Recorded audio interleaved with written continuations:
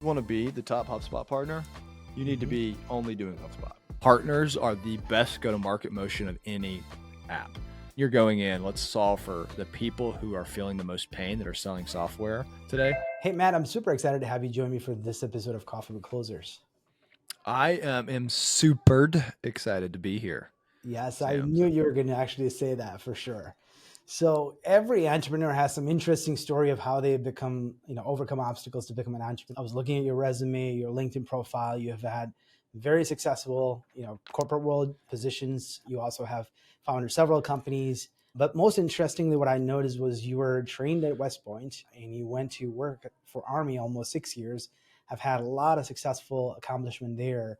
So I'm just curious, tell us a little bit about how the Army life has prepared you to this entrepreneur journey that you're on right now. The Army life. Yeah. I was in the military about 6.5 years as a military intelligence officer deployed in Kuwait during ISIL, when they were coming into Iraq. And then also was the Russian deterrence force in Europe. And Russia did not invade Ukraine while I was there. So what do you learn like as an entrepreneur in the Army? I'm going to say, I just give you 3 things that it was extremely difficult to transition out of the military and go into SaaS. So as much as they're said, and so you look at the HubSpot veterans community, it's non-existent. There's nobody, almost nobody. Salesforce actually does a tremendous job. They have something called Vet Force where they allow people, but it's really hard to transition. Just point number 1, I found it incredibly difficult to go into tech. And the only reason I was able to get a job in tech, which was actually in a telecom company, was because the president of that company used to be in the Navy in Australia. And he said, man, I'll take a chance. And he hired me as his chief of staff, which was very fortunate. And his name's Stephen Bai. I'm forever grateful for him. But number 2, what does it actually prepare is the Army does an exceptional job of teaching people discipline, and which I think is just required for any role. And some of the follow-up questions probably have that. And that's hard to go into that, like what that means. But it means you get really good at doing routine, boring functions. And you get really good at thinking about how to get other people to do boring routine functions and smile. And so you think about what RevOps does, or what it requires to be an SDR, what it requires to do sales. Many times you're doing boring routine things and you have to get exceptional at your craft, and it teaches you the discipline necessary for that. So it's like as a point. And the third is I was in military intelligence, which is separate. Everybody has you have your infantry and shooting weapons really well and converging on the enemy at a specific point. You have armor, which is driving tanks. You have signal, which is all about communications on the battlefield. I did military intelligence. I was specifically in all source military intelligence. And that specific function is our job was to take lots of data to know how to collect data. So we had SIGINT, GeoInt, HUMINT, all these different ints. So you had spatial, signal, human people giving information, looking at maps. You take that and you had to collect it and then synthesize that and then give a recommendation on what is the most likely course of action, what is the most dangerous course of action, and what is an additional third of what's going to happen. So it forces you to synthesize and then give recommendations. And when I think about what RevOps does, and specifically the ability to communicate, here's all this data and here's what the data is telling you to do next, it translates very well specifically into revenue. What I fell into is the CRM orchestration and understanding data and being able to know what to focus on, when to focus on, and how to do it. Yeah, there's a lot that's there. Actually, some of the things that you just mentioned, if you read any books on personal development, like James Clear's book on Atomic Habits or any of those, they always talk about just the sheer discipline that actually gets people to achieve success in life, right? Like you can have all the motivation, but motivation is short-lived. But if you don't have the regimen to just keep doing what's required every day, right? Whether it be workout or reading or learning a new skill, it just does take discipline. And I think that's so true. And anytime we've oftentimes when we're trying to hire talent, we look for people who actually been in military or been an athlete sometime in their career, whether in high school or college or somewhere, right? Because they all come with that skill, which is just the ability to just keep doing routine things that are not enjoyable, but they will do it with a smile on their face. Make them excellent resource for your company for sure. Yeah. Endureth pain. So can you endure pain for little or no gain for a long amount of time? That is a lot of the military. Most certainly. Yeah. So obviously you got into technology, but then you went down, you worked at a couple of companies in the technology space, but then you went on to start a service-based business, which is Rev Partners, and it successfully grew to an elite partner status in less than 3 years from what I'm able to gather. So can you tell us a little bit about that journey of starting a service company, growing it so rapidly, and what was it like starting a company like that and going through that fast growth pace? So in 2020, I met Mm-hmm. a guy named Brendan Tolson, who is the Mm-hmm. CEO of our partners, and he met him at a wedding. I had just taken or maybe it was 2019 we met. I had just taken a head of business operations and marketing role at a company, and he was a CRO of a company, and he'd already made decisions. And I was like, we were talking about CRM. Hey, why did he chose Salesforce? Why is he doing Salesforce? What platforms is he doing for marketing attribute? And just like ask, we just hit it off. And asking all those really technical. He was a technical CRO. I could think through data. 2020 came around. He got fired from that. In my company, there was a mass layoff of everybody that came. About half the company got fired. I was the only person that didn't get fired that Mm-hmm. had gotten hired within this last year. And so I'd gone to him, and it was like nothing about me. I was trying why didn't I get fired? And the reason we didn't get fired was because I ran the CRM and I was the person keeping the sales reps. I had the data. I could run the reports. It was all like you couldn't get. I was integral to the business. And he had that same experience with the CRO. He had come from SaaS startups and he had ran an entire partner market. We came as we were just thinking is there's something special, not about me, that's transcendent in the marketplace today. And it's this idea of revenue operations. And we didn't have a name for it yet. It wasn't even termed yet, but it's the idea of how you put these pieces together and be a technical, tactical individual that could also talk strategic and be able to give a path so people could go from point A to point B or point C. And that's what led us to think about Rev Partners. So we moonlighted. I mean, we had it for a bit. Nobody had HubSpot. In fact, I hated HubSpot. If someone came to HubSpot, I would laugh. I mean, you look at my background, I'm in a Hubolution, it's an orange wave now. And so we just from the beginning, we're like, hey, I've seen these partner ecosystems and he had been in partner too. We have to go really deep. We have to pick who we're going to go deep in. Two, I didn't want to do Salesforce, even though I love Salesforce. It's inundated. It's already, so who are we picking? How are we doing this? I want to do something different. So we did Active Campaign, Pipedrive, Mixmax. You just name it. We tried it and we even had partners on it. And then I didn't even think about HubSpot. It's it's a marketing automation platform built for marketers. I'm not going to look at this thing. One of our clients had HubSpot and I was actively moving them off to Active Campaign. And that's crazy. They were doing something, which is also a marketing automation platform. And I used HubSpot for about 3 weeks or a month. I was like, this has everything I want in it, built the way I would like it. This is the most intuitive, easy to use program I've ever seen. Nobody knows it's actually a CRM. In fact, I know people don't know about it because I didn't know about it. And I made fun of it actively with them. There's an arbitrage opportunity. We need to switch everything we're doing. Let's go all in. And so within a month, we went from not having and then we went and signed the partner agreement. And so since January 2021, we put everything in. And then we quit our job. We quit our jobs all in HubSpot. And then February 2021 is really when we quit our jobs. 12 months later, we were an elite partner of HubSpot. And so the fastest steering. So there's a whole journey there on how you did that. We we actually raised money because we had families to support and we didn't want to do it. So we ran the company like a SaaS company. And so how we productized, how we served, how we sold, and there's a whole journey in there, but that's how we thought about it. So there's the initial story. I'll stop for a second and let you ask some questions. So, tell me. I'm curious to learn. So obviously you saw this opportunity. You feel hey, the HubSpot, even though by then, I think in 2022, HubSpot was well over $1 billion in sales already. So it's not we started 2020. It was I hadn't yet hit $1 billion. Yeah. Okay, they haven't hit the $1 billion. Yeah. So, but they were still a pretty, sizable company. They were already doing inbound. I know in 2020, 2021, they didn't have the in-person, I think, inbound, but they were already having a pretty massive influence in the marketplace. People started to hear the name. It's not a brand new brand.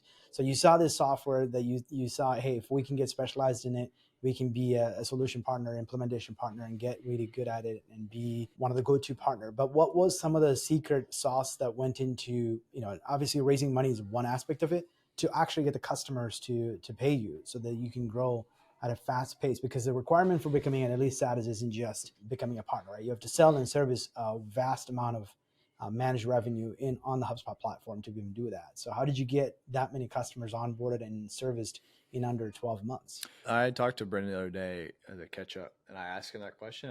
We look back. There is a part of this is I have no freaking clue how we did that. You look back and you're that is, you have experience, how that, I don't even remember that part of my life in some aspects. So if you're like from a framework point of view and how we approach all problems. So number one is we said, hey, we are not going to bootstrap this. We need to move faster. There's like a time horizon on this, and we want to be fast. So he's like, bootstrapping is not something we're like, we want to treat this as much as software as possible. And so one of the things in service, and you'll have lots of recommendations. I'm not saying it's wrong. I'm saying we didn't do it this way. Is we in service, I build it, and there's this constant tension, demand versus supply. And if you create too much demand, then you have to supply it, and then you have to stop demand, and it's just constantly like spurt, spot, and then you lose the person, they go somewhere else, and you're just constantly like restarting. And so we're like, hey, let's treat this like a sat. Let's actually, our first hire, 2 hires were 6-figure, $100,000 salary people come in, and we only do that because we raised money, right? But we had a burn rate, like we were not profitable, and we're like, okay, we're gonna build. And so we did it like, and here's our numbers, here's what we have to hit, here's what we have to bring in, and started. So just to a point, like we treated it as if I was getting money, we're gonna hit on a goal and execute. That's number one, just a point.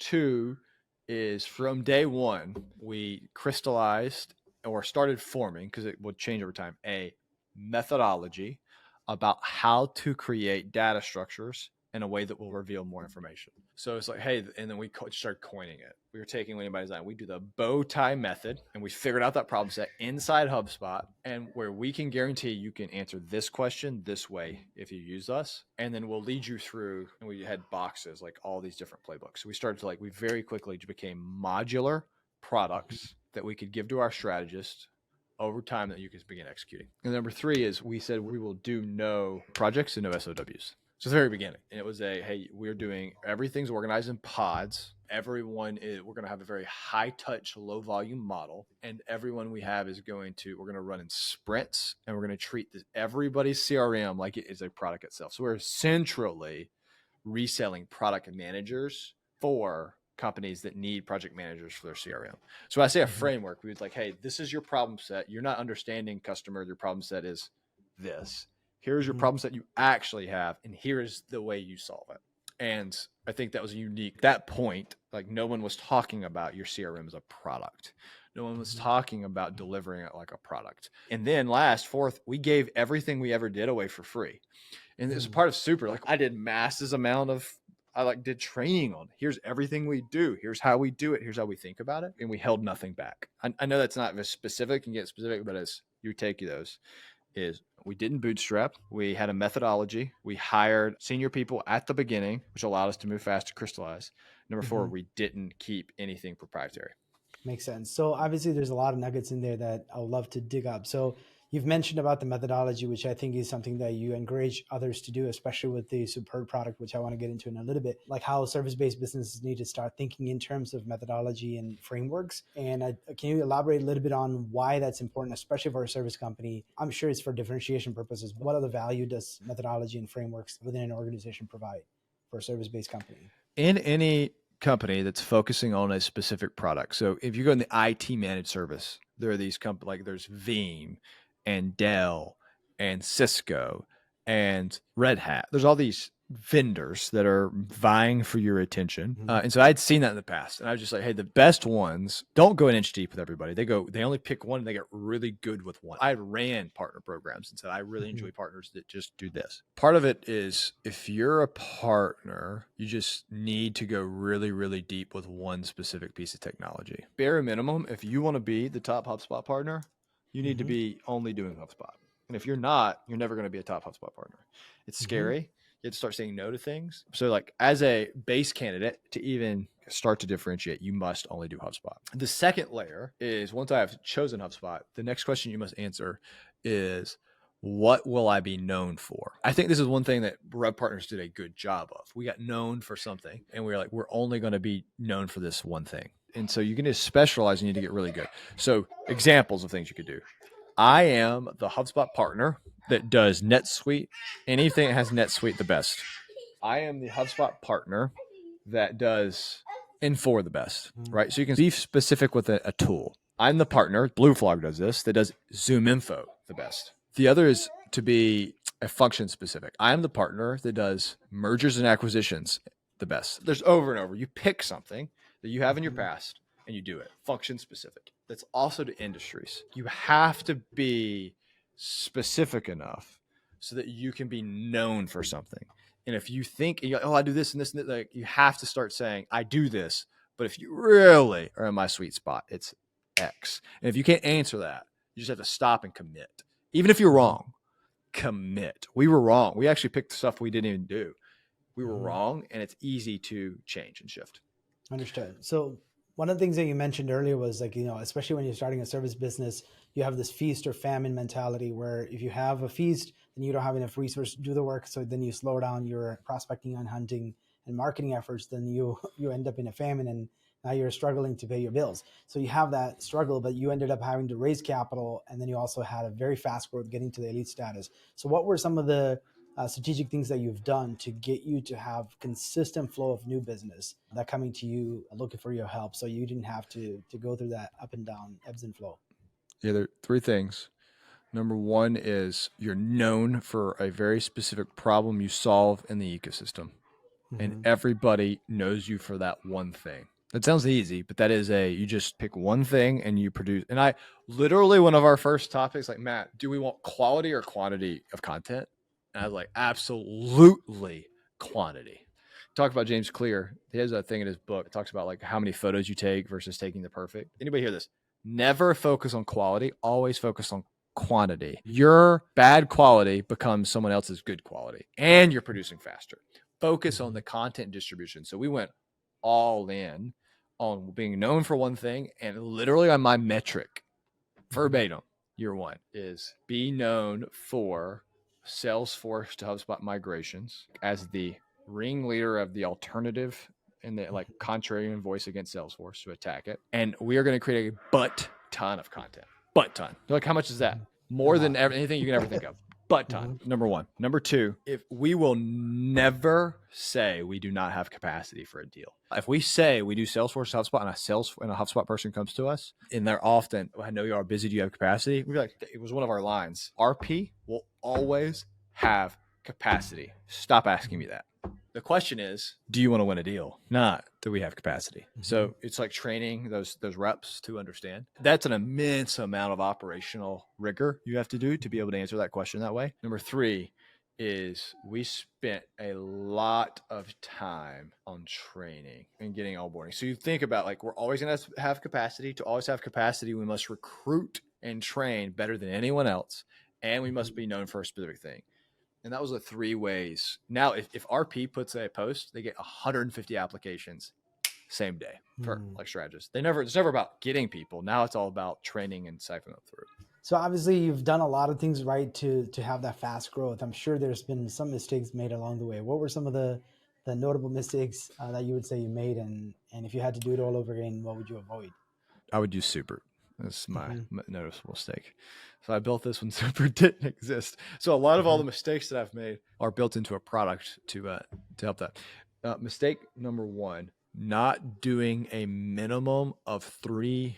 We have like very specific now. We follow who, but not interviewing, like I don't look at anybody's resume anymore.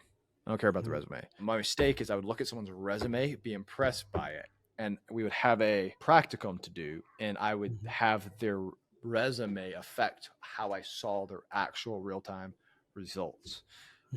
So we didn't spend enough time on the interview. So we now, like, you have a minimum of hire, slow, move fast.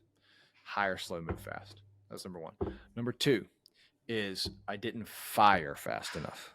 That sounds weird. But like if there is in a service organization, especially when you're growing 10, like when you have 1/10 or 1/20th of your entire culture and someone's not pulling their weight, especially in service when you're selling people in many ways, it is like a catastrophe waiting to happen. And so we got much better at what does it look like to hire slow, fire fast. It sounds evil, but it's not. Like, it's like, hey, if this is not the right place for you, we can help you find the right place that you want to be. That's why we're hire really slow, provide an immense amount of training, fire very quickly. 3 is moving out of founder-led anything is extremely difficult. And I would do it differently than the way we did. And so moving away from founder-led marketing and or founder-led sales, and I was kind of doing both of those for the function of RP, where I moved away and stopped because we moved and said, hey, I'm going to stop. We're going to stop. I'm going to do a hard cut. There's a whole, like, that is the most difficult transition in your company's history. And to do it well, it requires letting the company fail sometimes in many aspects, because people have to learn from failure. And I would let people fail. What ended up happening, cause I got Sparta kicked out of RP. That's when founder-led transition actually occurred, because I was unwilling to let something go because it couldn't fail. So those are three big in terms of transition. Hire, and I know it says, like, it's nothing about RP. It's nothing about like delivery. It's actually hire slow, train really good, fire fast, and when you do the founder-led transition, let people fail. Truly delegate authority to them. So when you talked about training, you've actually mentioned a little bit about investing a lot of time, almost 3 months, into building your frameworks and being able to train people on those frameworks so you can quickly ramp up a strategist and get them up and running. So were those frameworks kind of built on the HubSpot's Academy of content, or those were things that you were just researching and building to make Rev partners be very unique in the marketplace? Yeah, I put two. So I'm going to take the Academy piece, and then I'll take the Rev Ops, like training on frameworks. So we actually had a minimum where in your first 90 days or your first 30 days, you must get 10 certifications and you must retain 10 certifications. And that was probably for the first 2 years of the company. We had a very hard, like everybody in the company, if you didn't make that, it was part of like your hire fire criteria. And if you don't have 10, you didn't get paid bonus. That's how we use the Academy. And we had people, like, if you're like different roles had different things they need to learn. But even HR, if you came in HR, you came in finance, 10 certifications, and you had to maintain it. So they knew how to even look for candidates because they knew the people that probably are coming with some experience and expertise. Yeah, it just allows everyone to, because if you're going to live and breathe. So we had most certifications per employee in the entire ecosystem, and it probably still like that would be RP. I don't know. I don't know anymore, but it was the thing. They had almost 750, and there was like 30 people. Like there was at one point like almost I think they had the second most in the whole ecosystem, out compared like some of these that had 120 people. Number two is frameworks. Like, so this is the thing. If you don't have a framework and you don't have a point of view and you don't have a mindset, how can you train somebody? You can't. And that's part of that is part of this transition of being a well-run service company. You're currently making the transition thinking about, like, I know you are doing it. It's like, and you probably felt this, it's really hard to train somebody on how to do a service implementation if there's not a methodology they can follow, because you can't, like, there's no standardized way of thinking through a problem set. And so you end up relying on people's experience, and it's built over time. And so if you want, how do you take somebody out of college? How do you take somebody that's never been using HubSpot, they come from Salesforce, and how do you turn them into a RevOps ninja, right? Or hasn't experienced it? How do you transcend that experience? That is, you can't do it if you don't have the playbooks. You can't do it. So it took us time, and that's why we overhire. I use the word, we would actually hire people, expensive resources. We didn't ever worry it. We never prioritized profit. We always prioritize building for, like, we ran like SaaS. Like, there's the other thing. Like, we hire really expensive people to compensate for us not having training until we could. Once we had some margin, we actually created an entire product department that does nothing besides create playbooks for people to train and to use for implementation. That's like, when you think about Super, that's really like, oh, this is the problem inside service companies that you can solve. How do you help people productize faster so they can train faster, or they can afford more expensive resources? Yeah, so you can have more capacity, so you can do more. Like, it starts, you see all these problems start. They actually all come together.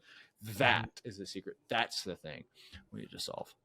Yeah. So obviously the productize is a concept. If you just search on YouTube, you find so many videos talking about how everybody needs to be offering more of a productized offering.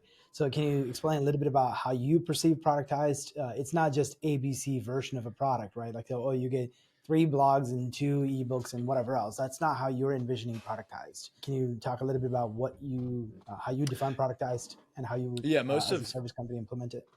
Yeah, service companies will use the word retainer. I refuse to use the word retainer. Everything was a product. And then the way I see service companies productizing is, I don't believe in hours as a concept, because hours don't represent value. So what I think represents value is when you think about a product team actually creating a product.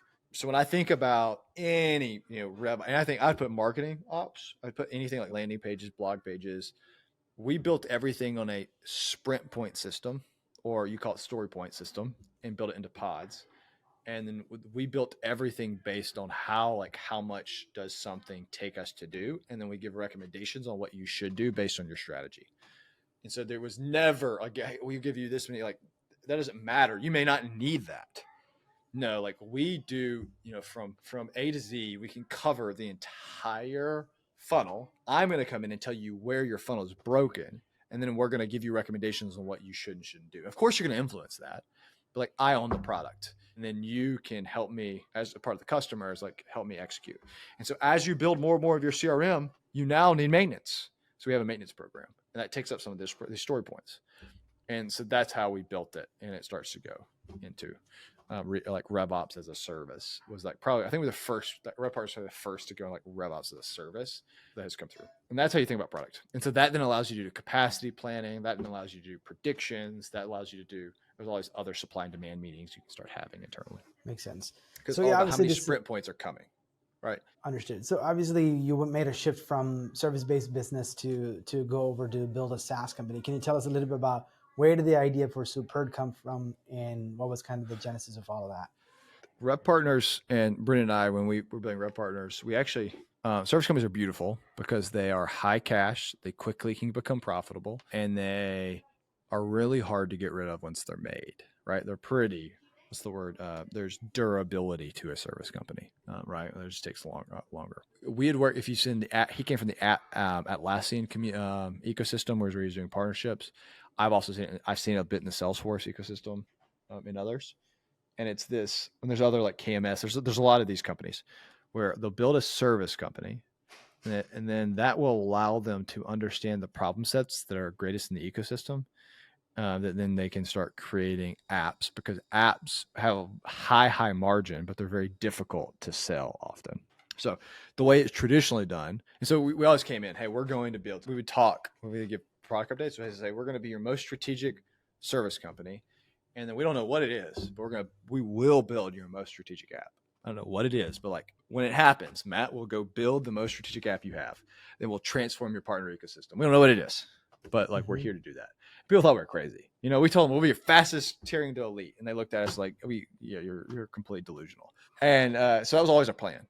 And so once we got to the point of, hey, here's a problem set, and we got the service company large enough, and it was like at 50 people at that point. I think it's now 70, 75, 80-ish, where I could step away. You had to have like a founder could step away. And then we was like, you know what, like, really what the ecosystem needs now is where HubSpot's actually positioned. It's like HubSpot's about to go up market. There's not enough partners. Not like, we need people to switch over from Salesforce to HubSpot. They need to be able to scale on it. The partners themselves we have in here need to be able to start productizing. We need industry specification, because that's where HubSpot's going. We need function specification, because we're about to get more complicated enterprise deals. And you need somebody to, like, there's some manufacturing ERP that me and you have no clue what it is. There's insurance ERPs. There's like, you need it to go up market. HubSpot needs it. What is the turbojet fuel for HubSpot? And that's where Supered was like, okay, there's all these things we could do. Mm-hmm. We could become an app portfolio company like Happily does, right? Where you just build a few, like these, like I'd call them utility apps that help you do a few things. And those often really just become lead gen vehicles. I mean, for your service company. And we didn't want that. We wanted we want a platform that can scale independently, solving $100 million problem. And so, but you can't start from scratch. Like, you need funding, you need a bit. So like and we had a service company that we could get initial cash from, along with initial rounds from partners, and run it like a SaaS company from day one. And so that's where Supered was birthed from. Mm-hmm. It's always been, it's like a natural extension of democratizing revenue operations inside the HubSpot ecosystem. Very good definition. So what are some unique challenges that you're facing in terms of building the SaaS company? Obviously, like you said, right, selling the product is one big problem. And obviously building a product, first and foremost, like you said, identifying there's really a problem to be solved, and then building a product around it. And now you go sell it. And like you said, you raised capital to grow your service company. And I'm assuming you've done the same with this SaaS company. what are some of the other challenges that you're running into in this early stage? Yeah, like starting a set, there's all these problem sets for a stat. Like when we helped, I create all these frameworks to help people think about these things. Mm-hmm. You need to go from not just product market fit, but you need product market fit, you need go to market fit. Then you have to go, there's like all these different revenue rounds you need to go to, right? Mm-hmm. Traditionally, the hardest part is to create an app, know if someone's going to use it. Here's what's beautiful again about creating, like, I am the user. I'm not only am the end user, I don't need requirements. I don't need people. Like, I can tell and I can get us really far before we even put it in front of anybody. And I could get us far enough where I know, so like, someone would buy this right now. And so we went to launch. Well, it was our second customer. I did one customer and bought it day one. So there's this product market fit that we never had to go through.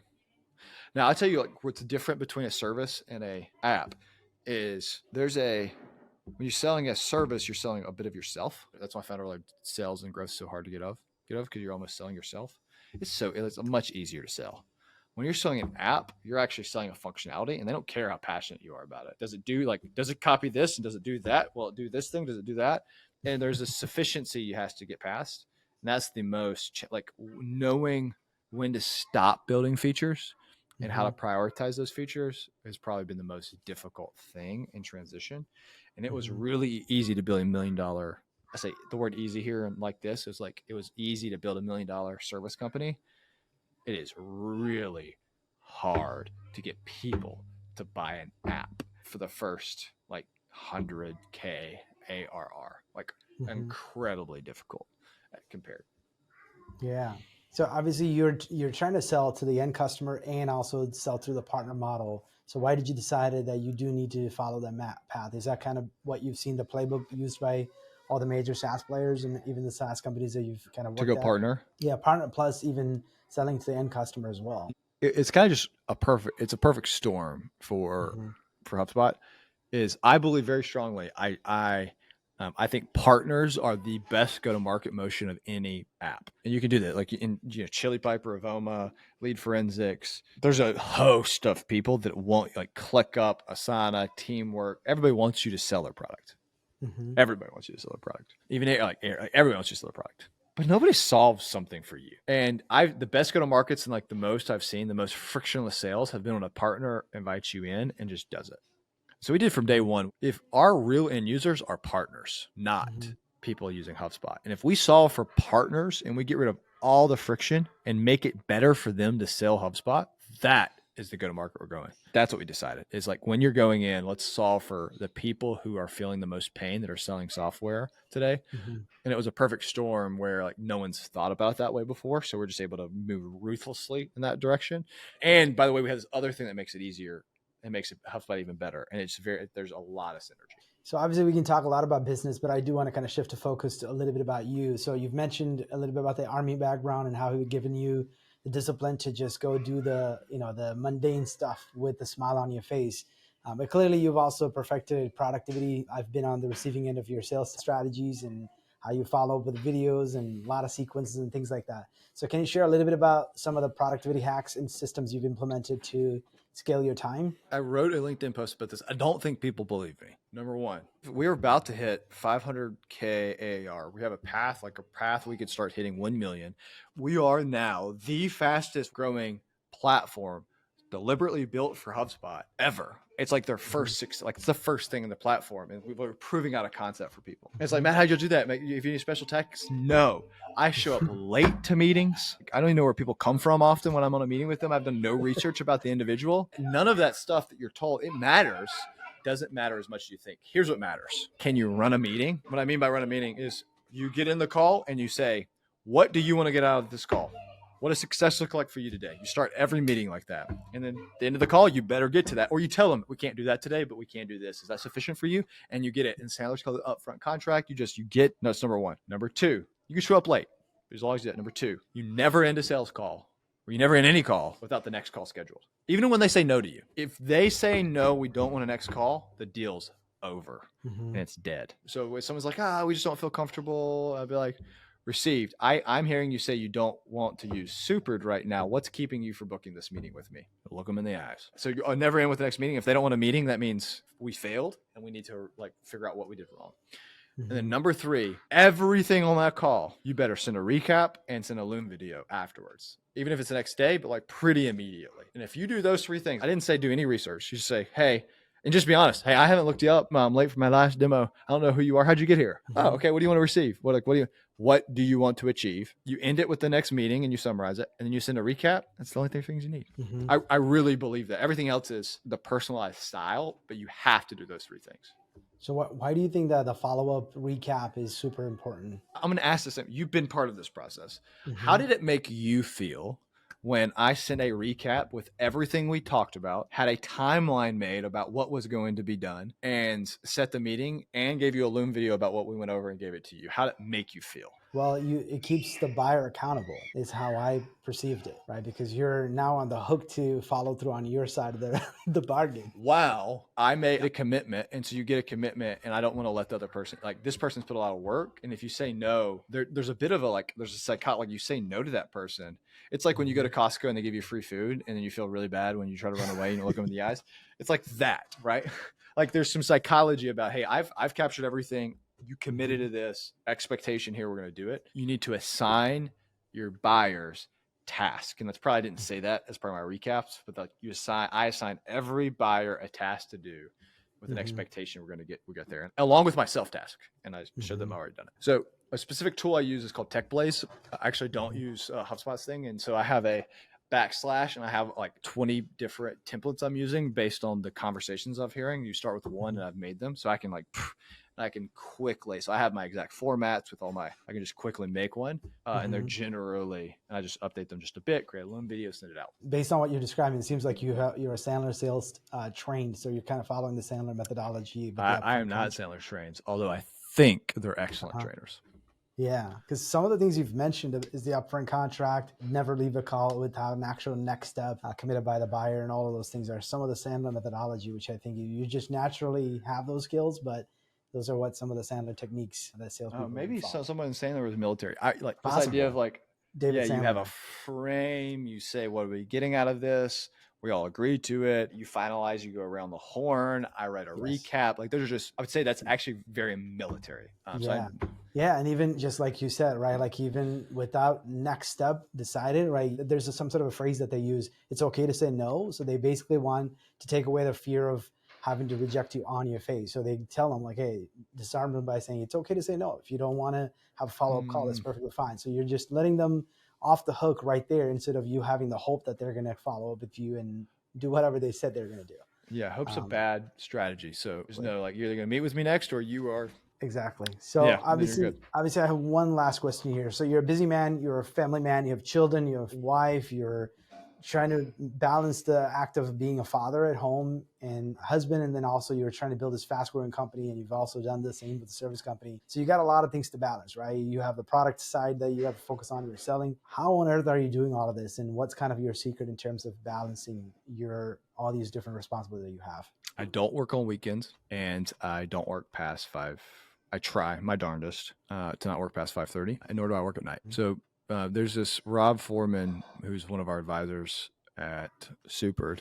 You use the time you give yourself. And so part of becoming effective or extremely disciplined is if you don't allow yourself any other time, then it allows you to it just allows you to do it. The next is things fall through the cracks. I mean, sometimes it takes me 2 days to get a recap. And what's more important is the business or your family. So when you have those hard times, you just have to give it. So I have, part of this for me is I have a faith. I am a Christian.